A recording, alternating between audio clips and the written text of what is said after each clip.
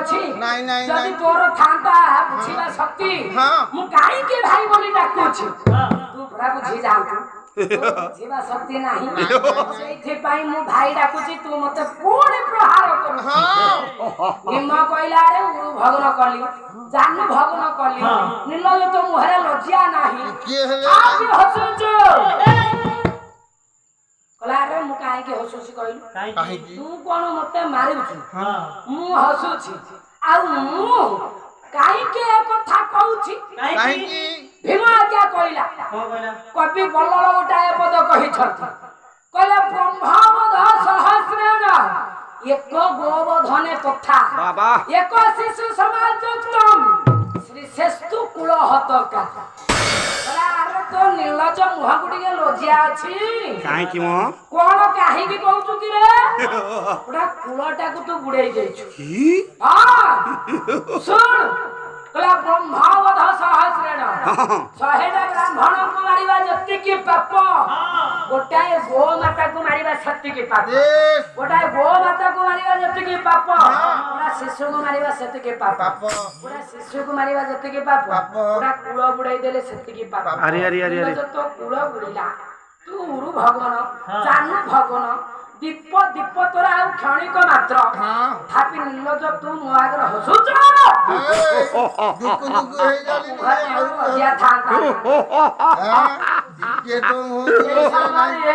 ଦୁର୍ଯ୍ୟୋଧନ କହିଲା ଆରେ ଶୁଣ ମୁଁ ଗୋଟାଏ ପଦ କଥା କହୁଛି ସମସ୍ତଙ୍କୁ ସଂସାର ବୁଝେଇ ଦବା କିନ୍ତୁ ଗୋଟାଏ ମୂର୍ଖକୁ କେହି ବୁଝେଇ ପାରିବେ ନାଇଁ প্রকৃতি দৃষ্টিয়া পুরাত সমুদ্রমপি কপিতম শিরস্য পুষ্পবধারয়তে জঙ্গমপি কপিতম শিরস্য পুষ্পবধারয়তে প্রতিনিবিষ্ট মূর্খ জনঃ চিত্তমারাধয়তে ସମସ୍ତଙ୍କୁ ବୁଝେଇ ଦବା ବୁଝିଲ କିନ୍ତୁ ଗୋଟେ ମୂର୍ଖକୁ ବୁଝେଇବା ଅସମ୍ଭବ କେହି ବୁଝେଇ ପାରିବେ ପ୍ରସଙ୍ଗଟିଏ ଅଛି ରେ କହିବା ପାଇଁ ଟାଇମ ନାହିଁ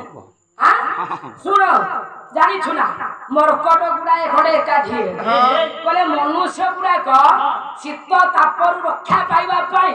কোন অগ্নি জালুଛନ୍ତି ସାଦର ଘୋରି ହେଉଛନ୍ତି କମଳ ଘୋରି ହେଉଛନ୍ତି ଶାଲ ଘୋରି ହେଉଛନ୍ତି ତା ଭିତରେ ଅଗ୍ନି ମଧ୍ୟ କାଠ ସହଯୋଗରେ ସଂଯୋଗ କରି ଶୀତରୁ ରକ୍ଷା ପାଉଛନ୍ତି ଆରେ ଆମେ ସିନା ଶାଲ କମଳ ପାଇବା ନାହିଁ ଆମେ ମର୍କଟ ସବୁ ଏକାଠି ହେବା ଜଙ୍ଗଲ ଭିତରେ କଣ କାଠ ଅଭାବ ଅଛି କାଠକୁ ଏକାଠି କରି ଅଗ୍ନି ସଂଯୋଗ କରି ଆମେ ଏ ଶୀତରୁ ରକ୍ଷା ପାଇବା ନିଆଁ ପୋଇବା ଏ କଥା ବିଚାର କରି ମର୍କଟ ଗୁଡାକ ଏକାଠି ହୋଇ ଆଜ୍ଞା ଶୁଷ୍କ ପତର ଏବଂ କାଠକୁ ଏକାଠି କରି କହିଲେ ଅଗ୍ନି ଖୋଜ କୋଉଠି ଅଛି ପତ୍ରରେ ଲଗେଇଲେ ନିଆଁ ଲାଗିବ ଆମେ ଶୀତରୁ ରକ୍ଷା ପାଇବା ଖୋଜିଲେ ଆଜ୍ଞା ପତ୍ର ଏବଂ କାଠକୁ ଏକାଠି କରି ନିଆଁକୁ ଆଜ୍ଞା ଚତୁଃପାର୍ଶ୍ୱ ଯେତେବେଳେ ଦେଖୁଛନ୍ତି ଗୋଟାଏ ଆଜ୍ଞା ଆଲୋକ ଦେଖାଗଲା କହିଲା ହେଇଟି ଇଏ କଣ ପଥରକୁ ପଥର ଘଷି ଅଗ୍ନି ବାହାର କରୁଛନ୍ତି ଇଏ ସେଇଠୁ ବୋଧେ ଖଣ୍ଡେ ଖସି ପଡିଛି ତ ସେ ଆଲୋକକୁ ଆଣି ଆଜ୍ଞା ସେ ପତ୍ର ଉପରେ ରଖି ଜଣଙ୍କ ପର ଜଣେ ମର୍କଟ ଆଜ୍ଞା ଫୁଙ୍କିଲେ ଯେତେବେଳେ ଆଜ୍ଞା ଫୁଙ୍କୁଛନ୍ତି ଫୁଙ୍କି ଫୁଙ୍କି ଆଜ୍ଞା ବେଦମ ହେଲେ କିନ୍ତୁ ସେଥିରେ ଅଗ୍ନି ଧରିଲା ଜଣଙ୍କ ପରେ ଜଣେ ଆଜ୍ଞା ଫୁଙ୍କି ଚାଲିଛନ୍ତି ଇଏ ଅଗ୍ନି ଧରୁନି ଯେତେ ଆଲୋକକୁ ଫୁଙ୍କିଲା ଆଜ୍ଞା ଧରୁନି ଅଗ୍ନି ଦେଖୁଥିଲା ଦୃଶ୍ୟକୁ ଆଜ୍ଞା ଗୋଟେ ଛୁଞ୍ଚି ମହା ପକ୍ଷୀ ତେଣ୍ଟେଇ ପକ୍ଷୀ ଏଗୁଡାକ କଣ ମୂର୍ଖ ଗୁଡାକ ନାହିଁ ଜ୍ଞାନ ନିଆଁ ନୁହଁ ଜୁଳୁଜୁଳିଆ ପୋକଟା ତେଣୁ ଆଜ୍ଞା କାନରେ ଆସିକି ଆଜ୍ଞା ବାରମ୍ବାର ତା ଭାଷା ଭାଷାରେ ଗୁଣୁ ଗୁଣୁ ହେଇକି ଆଜ୍ଞା ମର୍କଟ କାନରେ କହୁଛି ଆରେ ଏଇଟା ନିଆଁ ନୁହଁ ଜୁଳୁଜୁଳିଆ ପୋକଟା କୋଉଠି ନିଆଁ ଜଳି ଏଇଟା ନିଆଁ ନୁହଁ ଜୁଳୁଜୁଳିଆ ପୋକଟା ନିଆଁକୁ ସିନା ଫୁଙ୍କିଲେ ଅଗ୍ନି ଆସିବ ଜୁଳୁଜୁଳିଆ ପୋକକୁ ଫୁଙ୍କିଲେ କୋଉଠୁ ଅଗ୍ନି ଆସିବ ଆରେ ଫୁଙ୍କନିରେ ଏଇଟା ଜୁଳୁଜୁଳିଆ ପୋକଟା ଏଥିରେ ଅଗ୍ନି ଆସିବ କାନରେ ଆଜ୍ଞା କହିଲେ ତ ଫୁଙ୍କି ଫୁଙ୍କି ଆଜ୍ଞା ବିରକ୍ତି ଭାବ ବେଦମ ହଉଛି ମର୍କଟଟା ମର୍କଟ ଚାପୁଡା ଗଲା ଏଇଟା କଣ ଆସିକି କାନ ପାଖରେ ଭଣ ଭଣ ହଉଛି ମ ଦେଲା ଗୁଡା ଆଜ୍ଞା ଚାପୁଡା ଇଏ ତେଣ୍ଟେଇ ପକ୍ଷୀ ମୁହଁ ମାରିକି ମଲା କାଇଁ କହିଲେ କଥା ମୂର୍ଖ ମୂର୍ଖକୁ କେହି ବୁଝେଇ ପାରିବନି ସିଏ ଭଲ ଉଦ୍ଦେଶ୍ୟରେ ଆସି କାନ ପାଖରେ କହୁଛି ଜୁଳୁଜୁଳିଆ ପୋକଟା ଏଇଟା ତ ମୂର୍ଖ ବାନର ମୂର୍ଖ ହଁ। ତେଣୁ ବାନର କହିଲା ଏଇଟା କଣ ଆସି ଭଣ ଭଣ ହଉଛି ନ ବୁଝି ଗୋଟେ ଚାପୁଡା ଦେଲା ତେଣ୍ଟେ ମହାପକ୍ଷୀ ଆଜ୍ଞା ମଲା ବିଚରା ମଲା। ତ ସେଇମିତି ଇଏ କହୁଛି ଆଜ୍ଞା ଦୁର୍ଯ୍ୟ ଆରେ ସଂସାରରେ ସମସ୍ତଙ୍କୁ ବୁଝେଇଦବା ତୋ ଭଳିଆ ଯୋଉ ମୂର୍ଖ ହୁଣ୍ଡା କହନ୍ତି ହୁଣ୍ଡା ମୂର୍ଖଟା କିଏ ଭୀମ ଭୀମ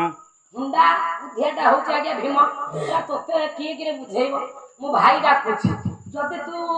ବୁଦ୍ଧିବା ହୋଇଥାନ୍ତୁ ବା ଜ୍ଞାନ ତୋର ଥାନ୍ତା ମୁଁ ଭାଇ ଡାକୁଛି ତୁ ବୁଝି ଯାଆନ୍ତୁ କିନ୍ତୁ ତୁ ବୁଝୁନୁ କାହିଁକି ତୁ ହଉଛୁ ପରମ ମୂର୍ଖଟାରେ ହରି ହରି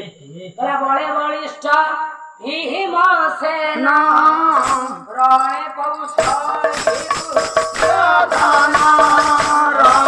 କହିଲା ବଳରେ ବଳିଷ୍ଠ ହେଲା ଆଜ୍ଞା ଭୀମ ରଣରେ କୌଶଳ ନୀତି ହେଲା ବାପା